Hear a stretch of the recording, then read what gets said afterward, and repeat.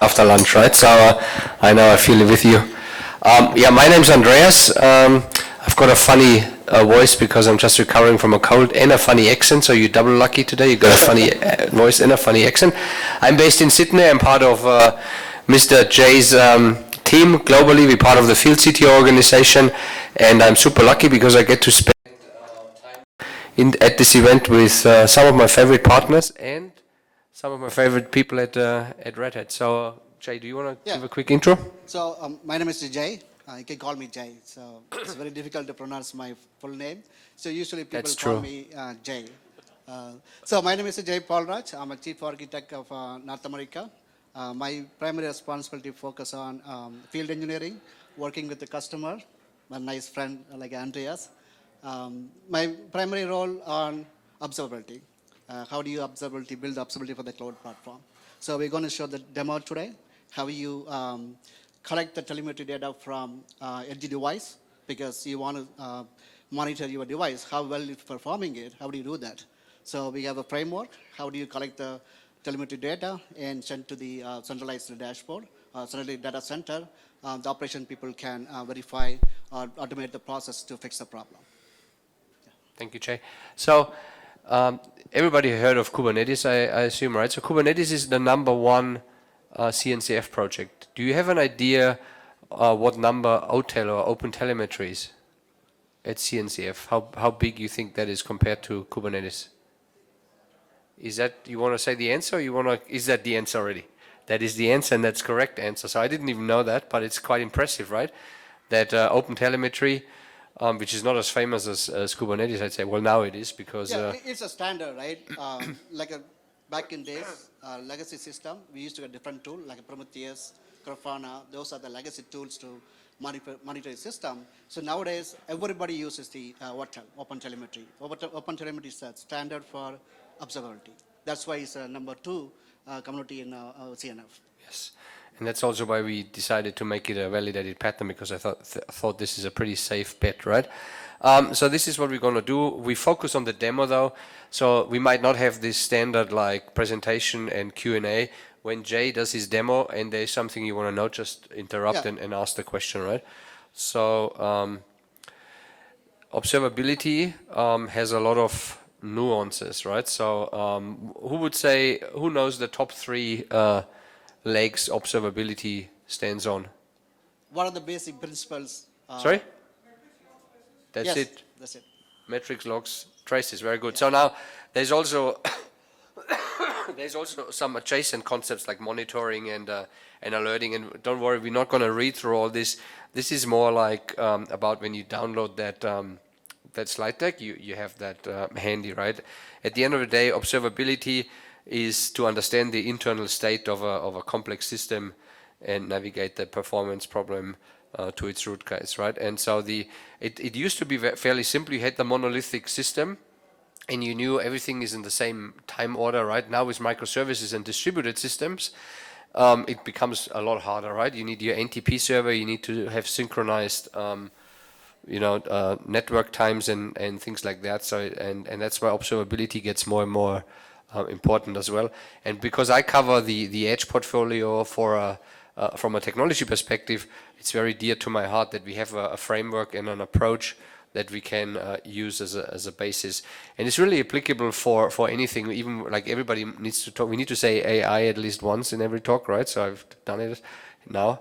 But for AI workloads as well, right? So you need AI ops type help as well.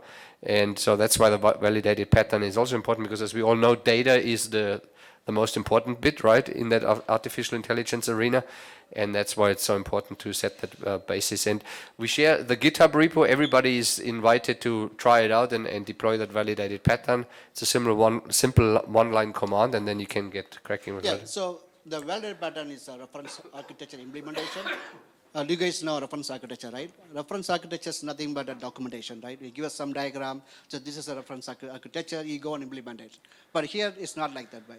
So our validated pattern based on reference architecture, we also provide the implementation. All you have to do is just download the repo from the Git repository, whatever business use case you want to apply it, and just apply only your business logic. And that's one command just make install. It does it for you. So for this Edge Observability, we built the validated pattern, which stand up the whole infrastructure. All you need to have an OpenShift cluster, and it install all the application related to the observability. So you don't need to do anything. As an architect or developer, you don't need to spend the time to build your infrastructure. Just use the validated pattern, choose the right validated pattern. We have many validated pattern, Git multi-GitOps and Edge validated pattern, and validated pattern. So all you need to only business functionality. That's all you have to do it. The whole validated pattern built on Ansible and GitOps principle, which is Arco CD. You have to have your Helm chart. So as a developer architecture, you need to have your Helm chart application and deploy it in the validated pattern. Just one command, it deploys the whole infrastructure for you. And the very base pattern. So if you now have a case where have you heard of FIDO device onboarding, FDO? Anybody? No, it's okay. So it's basically a framework from the FIDO Alliance, and it's about secure device onboarding, because sometimes when you deploy things in an edge environment, let's say an oil rig, right, that you have potentially hostile environments, and so you need to make sure that those devices and the hardware and the workloads are actually securely onboarded. And there are concepts like the rendezvous server, sounds very romantic, right? Rendezvous server and a voucher that basically identifies that device as genuine. And so if you have just an example use case that is not part of this validated pattern in its base form as it's today, then you can create a new branch and basically do a pull request, and we work on this together. What else was I going to say? No, I think that's... this one. The edge environment in the base pattern is actually simulated. So Jay just talked about this OpenShift cluster. You don't have to bring your Intel NUCs or your OnLogic NUCs. You basically just install this validated pattern, and it creates virtual machines that run on OpenShift virtualization. So you have the center platform as OpenShift, right? The OTel hub, so to speak, the Open Telemetry hub. And then it automatically deploys, I think, 4 virtual machines that run on OpenShift virtualization. So you have everything you need on one single cluster. Can be a single node cluster as well. Yeah, okay? As part of this pattern, we use OpenShift virtualization, but you can modify it. If you want a bare metal virtual machine, we can just create a playbook, because the pattern uses Ansible playbook. So if let's say you have a bare metal virtual machine running on different data center, just add that into your playbook. It's automatically create a virtualization machine and deploy all the virtual artifacts. Yeah. Thank you, Jay. And so, as I said, I work across the Edge portfolio, but Edge is a very expandable term, right? So you might have in retail stores, for example, you might have server-size racks, like Woolworth in Australia. They have 1,500 stores, and each of those stores has a server-sized rack. So this is server-grade hardware, right? And that could be an edge. That's an edge environment for them, because the headquarter data center is somewhere else. And then in manufacturing, you could have a server at the manufacturing plant, and you could have a line server all the way down to workstation on your production line that is a tiny device that just does anomaly detection, let's say the paint check or the body check whether there are any dents in there and stuff like that, right? So that's kind of what Edge really is. And so from a then telco or network performance, network or data center location type of angle, you have at the bottom, you see near edge, far edge, and then sensors. So Red Hat doesn't play really in the sensor space, right? So we don't do cameras and stuff like that, but we do everything like far edge and near edge. And a retail example is, zum Beispiel, they call it loss prevention, but it's really anti-theft detection. So basically, checkout, you do self-checkouts, and then I make sure that you don't put a tomato in if you buy an avocado, because an avocado is much more expensive, right? Or in the shelves also that track whether you put something in your inner pocket that you then conveniently forget to pull out at the checkout. So things like that, right? So those are use cases, and it's across every industry really, edge computing, right? Except maybe FSI. I haven't seen a lot of things there. Okay, so validated pattern, just quickly as a, so this is an invitation, this session, by the way, right? We invite you to really check it out, play around with it, complain about it. We are raising issues and creating your own branch and do something really fancy with it. And I don't think we need to do too much here, but it's really configuration as code, a live reference architecture, as you said, right, Jay? Yeah, code is a configuration is a code. All the configurations in the Git repository, even the infrastructure configuration, application level configuration, everything in the Git repository. As the developer, as I said, just you go and change the configuration. If you want to deploy any your specific application, create a Helm chart. So everything is based on the Helm chart because the whole platform runs on Kubernetes platform. OpenShift is a Kubernetes. So the application should have the Helm chart. If you deploy the Helm chart, it automatically deploys the application. That's right. And so validated pattern is a bit of a process. So if you have an idea and you think it's great, then we create this validated pattern, but then we actually want to check it with a customer. And only if a customer deploys it, then we go, okay. So it's the same three-stage process as you have in a CNCF project, right? Sandboxed and incubation, those type of things. And so only if it's deployed at customers, then it becomes a validated pattern. And then we actually have a team that supports it, and that's quite powerful because usually when versions change, right, let's say you have OpenShift 4.14 and then 4.15 comes out and now we're at 4.18, then you want to make sure that that same code still works. We have a team that makes sure that all those configurations and deployments still work in future versions. So right? the whole pattern is integrated to CI/CD pipeline. So anytime you make a changes, it automatically tests the whole test cases, as well as if any Red Hat product version changes, it's automatically apply the changes too. So it's completely managed by Red Hat. So even if a new version comes in, it will support for that too. Cool. And this is how we call it, Federated Edge Observability. When you get the, you can look it up on GitHub, but you can also find it under validated pattern on our website dedicated to that. And now we're already in the live demo stage. Yeah, so probably before the demo, we need to talk about how we implement the Edge validated pattern. So the Open is a framework to collect telemetry data from the source, right? How many of you guys are Java developer? None? Okay, Python. Okay, so if you want, in legacy, back in days, if you want to monitor your application, right, what do you do? Any application, Java application or Yes. Logspark, right? So you have to have a code change, right? You have to have code change. Springboard, you have Prometheus. So you can just attach the Prometheus jar, it automatically collect your application performance matrix, right? So there's a lot of plumbing work needs to be done back in days. So nowadays, because before we deploy the application in a parameter machine or a physical or virtual machine, so we deploy along with your code. But nowadays, for open telemetry, you don't need to, there is no code change. We call zero code change or no code change. If your application is running on Kubernetes platform, as a developer, you don't need to know how to inject your agent to collect the data. So if you want to deploy the application to Kubernetes, we have Kubernetes annotation. Through annotation, what are the application you want to inject? Instrument, we call instrument, because you have to instrument the application to collect the data. So Kubernetes platform, you can apply the patch whenever you need it. Let's say I want to, specifically particular application, I want to monitor it. Yes, you know code change. You can go to apply the patch, it's automatically turn on the agent, it collect the data, send it to the corresponding destination.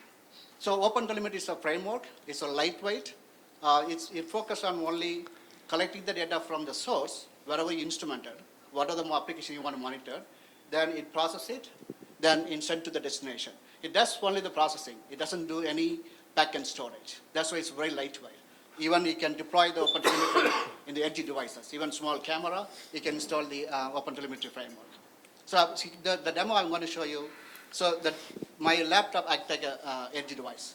So I have no code change. I have a configuration which collects all my performance on my laptop, like my CPU consumption, memory consumption, and what are things I can collect from my laptop. Then we have a centralized collector. In OpenTelemetry, there are two mechanisms. One is a gateway, one is agent. Agent is kind of your source. You're collecting the data from your source, then send it to centralize the gateway. It's not necessarily you have to have a centralized gateway, but if you have a multiple device, you want to have a centralized gateway because you have a far edge or near edge, right? So you need to send close to your data center. That way people can monitor how your Edge is performing it. That's right. What you just said is really important. So maybe we just show quickly. So this is a validated pattern architecture, and that's exactly what Jay just said. So on the top left corner where you see the Grafana dashboard is basically your centralized OpenShift-based, in that case, or Kubernetes-based observability hub.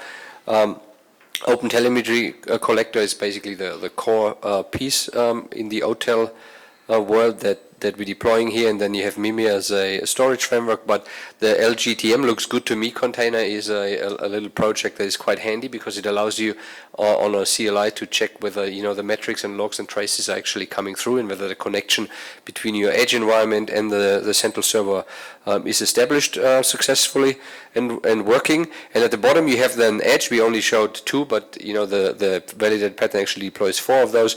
And you then also see again you have the LGTM container, and we started off with host metrics, but if you want to be more fancy and more sophisticated, then you would actually also collect the signals from your workloads that run on this edge device, so that you actually can make sure that the workloads are working correctly, right? So services unit, system D units up and running, and things like that. And yeah, with that, you want to? Yeah. Yep. So it's the workload collector is a vendor neutral.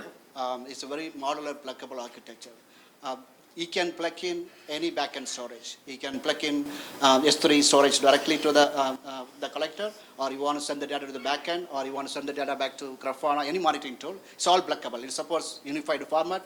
Most of the observability platform follow the same pattern, same standard. That's the way it's kind of agnostic.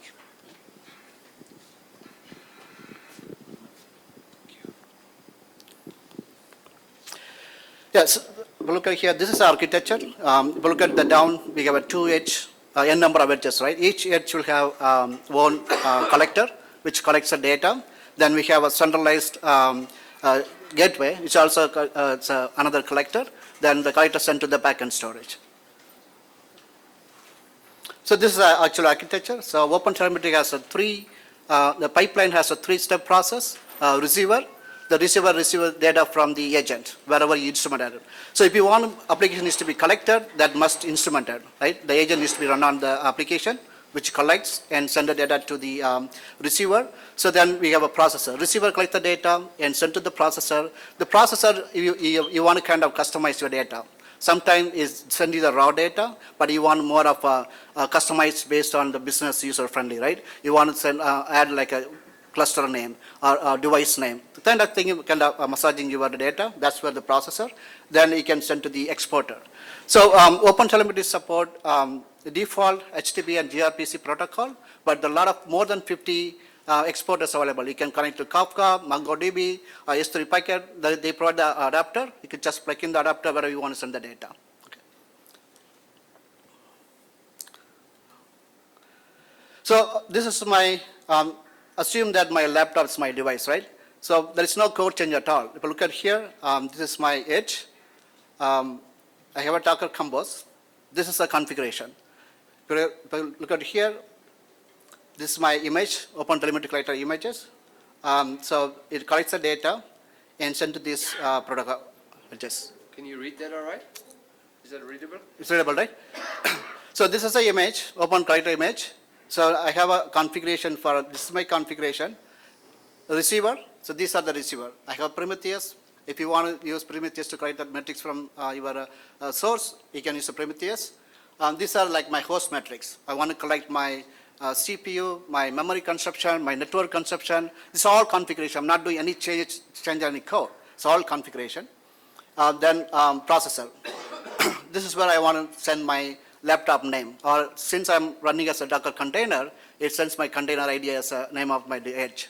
Okay, these are like massaging your data to the backend source. So this is the pipeline. So my exporter is OLTP. This is my exporter. If you look at exporter is the top here. This is my endpoint.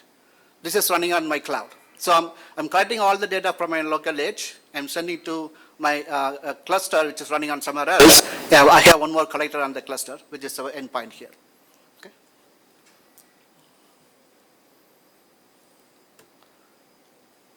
So my just now starter.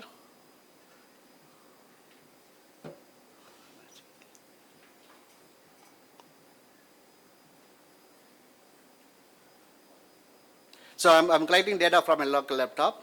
I'm sending to OpenShift cluster running on AWS. I have another collector. Remember the slides.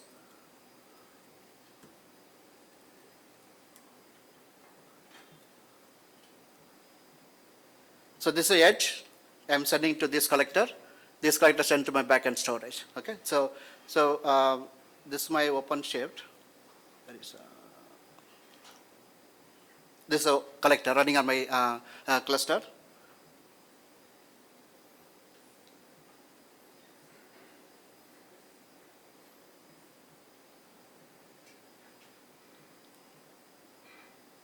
And this cluster passes to my backend storage, Grafana.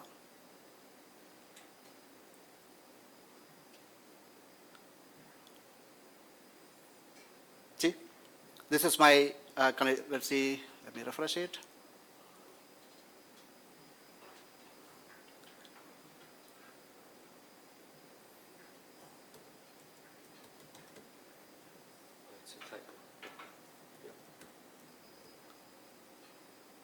Right, this is A7, it is my Docker ID. If you look at my Grafana, A7. So if you have multiple devices, you can see all the device information. You can see the whole performance of your device, like a CPU, network, all the memory information, all information sent to your collector. So you don't need to change any code at all, just the configuration. Yeah.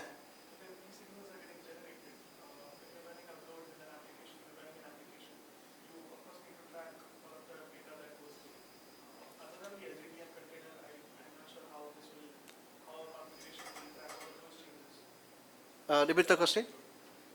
Sorry, do you want to give?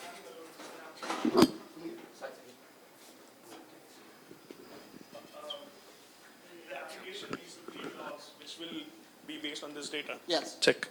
So in this case, in this use case, the laptop is creating all of the data, which is being read by the signals. Right. During that load, you'll have to configure a little bit of changes to make sure that your application is directing that load to this cluster, right? Yes. It will not be possible without just the The configuration. configuration, yes. I'm saying only configuration need to change. Whatever the data you want to collect it, and whatever data you want to send to the collector. Okay. You can do as part of the process. Remember, the collector has a three-step process, right? Yes. Receiver, Yes. then your processor. The processor you can restrict. You can say, I don't want to send, because every few minutes, based on the configuration, it sends the telemetry data. In the configuration, I don't want to send all the data, because I don't care. You can send like each time, right? I want to send only, my CPU goes 70% of my level. Then Correct. I send the data back to my collector. Okay, okay. So there's a lot of configuration available. Yes. So the processor, you do all the configuration. Makes sense. So maybe the journal, for example, log, right? Would that be? Do you have Yes, a the journal config? CTL, yes. Yeah. So if I increase the load now, it should make sure that Yes. it changes. Yes. So do you have a config ready, or how would that look like? I don't have any code, but do you I can put it in the, I can send me the email. I can use it. That'll be nice, yes. Perfect. And also even the collector is down. So if let's say if a gateway collector is down, it will send the signal to multiple times. If there is no response, it will not send the response back to the collector. It knows that my collector is down. So what it does is it can configure it. If my gateway collector is down, I don't want to send it back because I don't want to keep on trying, right? It's a network problem. Yes. What it does is store the data locally. When the collector comes up, you send the data back to the collector. Oh, so how much data can be collected locally? So it's does all it depend- configuration. You can Okay. configure it. So okay. you have to have storage, right? That's Yes. why edge device. Edge device, Yes. you don't have an internet connection. You can't send all the time, right? Yes. So you can have a kind of a local storage, and you can also configure. If a storage goes full, you can shut down your agent. That way you don't send the data back. Oh, okay. Otherwise, you've blown up your system. So this doesn't have to be a sidecar container. It can be. Now, yes, if you want to deploy that into OpenShift or Kubernetes platform, it acts like a sidecar. Sidecar container, yes. So when you deploy your application, you can annotate your deployment YAML file. You tell them that attach your agent. Yes. So when you deploy it, it creates a sidecar. Okay. So we are taking that hit. So Yeah. it is going to be a sidecar container. Yes. Okay. Thank Are you. you familiar with Kepler by any chance? Like with the power consumption metrics that we collect per processor, we also integrated that with OTel and so, but Kepler has a Prometheus endpoint. You basically just configured the OTLP collector to listen to that this Prometheus endpoint from Kepler, and then it sent it to a central. And actually, Team Saga has done that as well, right? So Mukesh. The only scenario you modify your code if you want to send your business data. Yeah, business logic, you will, Right? of course, you'll need to change. So most of the customer wants, like, let's say, payment application, right? Yes. If something goes wrong in an application, okay, this payment transaction failed, your customer call you, okay, Yes. my transaction failed, but how do you know which trace is going to look at it? So that kind of scenario, you have to modify your application. Whenever you trace created, it inject your transaction ID, like a customer ID or a transaction ID. That way you can go and search it. I think that'll be magic. If we do not do that, then it is like magic. Yeah, I don't think that could that's be a possible. one-time implementation, right? Yes. But it's necessary. Yeah, well, code-free instrumentation doesn't work for all the programming languages yet, right? But this kind of where the project develops, it gets more and more. Like Java is, for example, But then implementation. it's too much of sophistication that if you're doing a code-free, I'm sorry, I'm No, that's okay. Good sorry. conversation. If it's a code-free, I lost my thought. Instrumentation, yeah. Instrumentation, then it's too much of a sophisticated code where you're actually listening to all of the network calls that are happening for the business. You're reading through the information, which also implies security flaws. Yes. Then it's going to be very, very difficult, right? That's what the processor does then, all those so things. that's why That's compliance, right. you have to apply the processor, right? Compliance. What are the data you want to collect? What are the data you want to visible to the outside? So. And the compliance is going to be hectic when it comes to this. I think the business is going to be like, hey, what are you doing with my data? But then again, you want data, then you will have to comply. So that's the reason I think we have a session tomorrow. Yes. So this was just only purely collecting that metrics from the host machine. Tomorrow we get more of APPM, application performance monitoring. Okay. So you collect all the data. Yes. And push it to the backend storage. Yes. Then you apply LLM AML model to kind of fine tune what you want to do with the data. So we have a session tomorrow. Okay. So we are applying AML to the data because we collect a lot of data. So you automatically you want to say if my CP goes more than certain threshold, I want to kind of spin up one of a self-healing using the LLM model. So the things you raise are very good, right? Because there is technology, and the technology can, let's say, land you on the moon, right? Yes. But you still need to make sure whether you have your helmet on, right? So whether the organization you work for, exactly as you said, has security policies that comply, compliance policies, things like this. Who are the operations people who look at that data, right? Are they allowed to look at the salary information of your staff and things like this, right? So we're showing what the technology can do, but you raise a very good point. The business needs to be applied to that, That's right? why OpenTelemetry doesn't do anything storage level. It just process it and send to you. That's why that's the principle. You manage what you generate. Right? Yes. It's your problem. So you generate the data, we provide the framework, then compliance security is your problem. Nice. And a good segue to tomorrow's talk. Yes, sir. Thank you. You're trying to get the attendees up, huh, for tomorrow. Very good. So now we only got a few minutes left, if I'm not mistaken. Is that 1 minute, or am I right? No, 5 minutes. Okay, good. So, we just talked about business and industry, and this is also there's something called the Margo initiatives, and it's basically for edge interoperability for industrial automation ecosystems. And you see, I don't know, you're probably not familiar with all the heavy hitters, but Rockwell Automation. Who has heard of Rockwell Automation? Yeah, they're big boys, right? Or ABB, Switzerland, a powerhouse like Siemens and Schneider.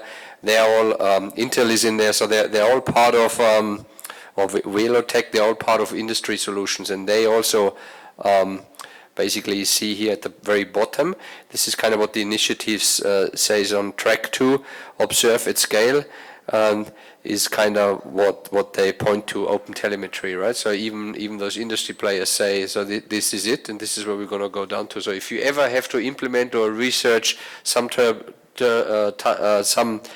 type of logging, monitoring, tracing, that's it, right? So This is a standard nowadays. Every even the observability vendor, like Splunk, Dynatrace, everybody follow the same pattern. Even if you go for a Splunk observability, they use what are inside. So the powerful message here on this slide, however, is that all those guys like Rockwell Automation had the Allen Bradleys, the PLCs, right, the programmable logic controllers that control production lines. The Siemens have the S7 Sematic, right? So they all have their proprietary protocol and also their logging and maintenance approach, right? And now the Margo initiative says, get rid of all this proprietary stuff. We're going to do OTel, right? This is like there's more and more power shifting now to those open source communities. So this is a big thing, right? So that's just wanted to get that a bit clearer, because it's probably not if you don't work in that industry. But available to anyone, royalty-free and open source at the last line. That's exactly what it is, right? So this is all coming. We did telco, FSI, government, and now I think manufacturing is it's more complex than telcos, obviously, because every country, there are hundreds of or thousands of manufacturers, where there's a handful of telcos per country, but it's coming, so it's great, right? So, all right. And then things that are in flight today is because, it's always nice to look at technology isolated, but there's always more going on, and it's kind of important to connect to this. So we have also a program called Flight Control. The product name will be Red Hat Edge Manager, and this is also connected, obviously, then to fleet management at the edge. Then the Edge go-to-market obviously has also already chosen that OTel is going to be our thing.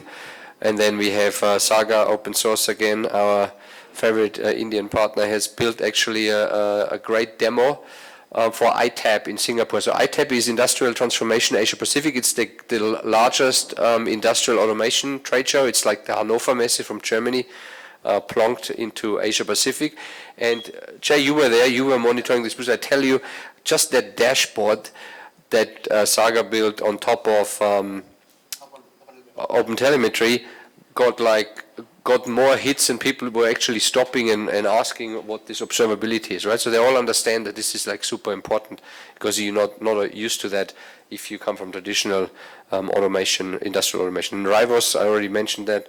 No, I didn't. That was the previous session. Rivos, our Red Hat in-vehicle operating system as well, right? Needs observability, and then we have OpenShift observability, then partners, industrial automation partners as well, like ITS, and work we do with the big players in the industry as well, like Schneider and ABB and so forth. And so that's where OTel comes in.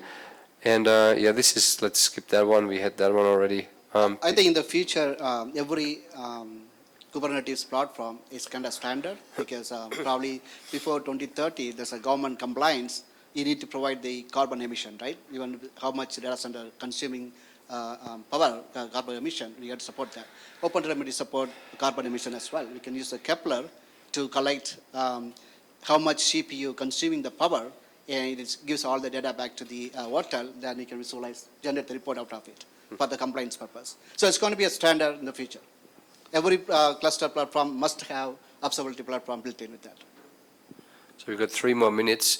The title of this session is a bit of a tongue breaker, as we call it, right?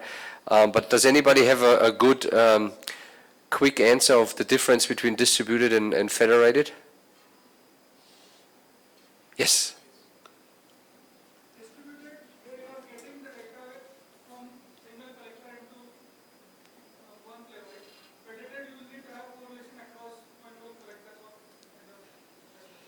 so multiple different environments collecting the central data and then federating into a bigger data. Yep, kind of. Yeah, Then distributed observability can be distributed across different lanes, and then so the distribution is more of your device are distributed everywhere, and you collect the data and send to centralized location, right? That's distributed. The federation, you don't move the data. The data stay as it is. Let's say I have a 5 data center. Every data center collects the data. They don't move the data. So you can have like a data federation tool, connect all the data source, kind of access the data, querying the data. There's a tool called Trino. Trino is a kind of data virtualization tool. It connects to all the device, regardless of source. It could be NoSQL, it could be a database, it could be a file system. It connects all the data source and provide the one consolidated view. That's called data federation. You don't move the data, but you connect and query the data. That's data federation. So it's interesting because everyone has a slightly different thing, but this is also why I asked that question, right? And thank you very much for the answer. It's very hard to answer this in a single sentence, right? Yeah. Federation is for me usually about jurisdictions, right? And distribution is about location. And so the focus and distribution is on performance and efficiency and scalability, fault tolerance, those kind of things. Federated is more about autonomy, privacy, and collaboration. And the funny thing is you can have a federated deployment which is centralized.